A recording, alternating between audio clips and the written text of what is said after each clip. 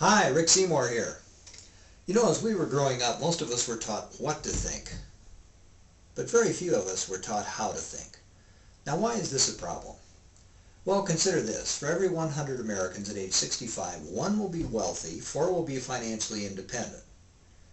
But 32 will be dead. They never learned how to take care of themselves or ignored the good advice they got.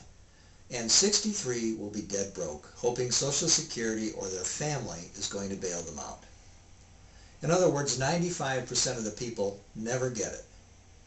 As you were growing up, your parents were the first ones that taught you how the world worked, and then your teachers were telling you, next your bosses on the job were telling you how the world worked.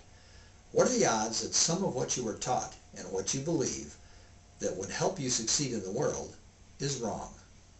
Well, it's about 95%. We got a lot of bad information, but if we believe that information is true and behave as though it's true, we will probably end up like the 95%. It's almost a certainty. You see, our limiting thoughts are what keep us where we are, keep us from achieving our goals. Let me give you a couple of examples. What was going on in the world in 1491? Now, we all know what happened in 1492, but more importantly, what was going on in 1491? Columbus was preparing to sail around the world. His challenge was that he lived in a world of flat world thinkers, at least 95% of them. You know, there's an ancient verse that says, as a man thinketh in his heart, so is he. Well, guess what? If you think the world is flat, you will act as though the world is flat. So the first thing Columbus had to do was raise the money to build the ships. Now, can you imagine him going to the bankers to get a loan? Would you agree that bankers, by and large, are a rather conservative bunch? So Columbus is trying to sell the bankers on the idea, and the bankers are saying, you want to do what? You'll sail off the edge of the earth. I'll lose my investment. Forget it. But Columbus finally convinces Queen Isabella to finance the deal. So now he has to raise a crew from flat world thinkers. What kind of response do you suppose he got from that? Are you nuts? I'm not going out there and sail off the edge of the earth. That was the 95%. And you think you got a tough sell in your business?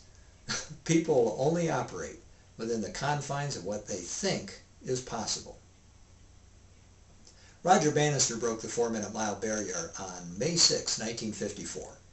It was called the greatest athletic achievement of all time. Now, prior to Roger Bannister breaking the 4-minute barrier, it was thought humanly impossible to accomplish such a feat. In fact, doctors and physiologists of the day said that it would exceed the capacity of the human heart to perform. They believed that the heart would give out and you would die if you ever pushed your body to that level of effort. Now, if you had known that to be true and you were the star miler on your college track team and you had trained to the maximum for the upcoming event, what might happen? Suppose as you finish your first lap, you hear your coach yell, 59.8. And after you finish your second lap, you hear your coach yell, 59.9! And after your third lap, you hear your coach yell, 59.9! How long will it take you to run the fourth lap? Well, at least 60.5 seconds. Why? Because you know that if you keep up this pace, you're going to die. So subconsciously, you back off just enough that when you finish, you hear 4:01. And you think, way to go, you're awesome! But is there a possibility that you could have broken that 4-minute barrier? Yeah, probably. So was it your legs, your heart, your lungs that kept you from doing it?